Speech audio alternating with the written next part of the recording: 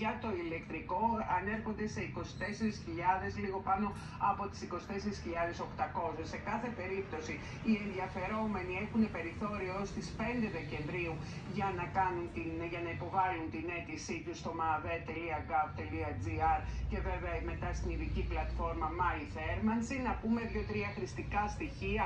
Θα πρέπει να δηλώσουν αν είναι μονοκατοικία ή πολυκατοικία, αν είναι ιδιόκτητο ή αν είναι ενοικιαζόμενη κατοικία, οπωσδήποτε τον αριθμό παροχής του ρεύματος, όπως επίσης και το IBAN του τραπεζικού λογαριασμού όπου θα κατατεθούν τα χρήματα της επιδότησης, καθώς επίσης και βέβαια η πηγή που θα επιλέξουν για την θερμότητα.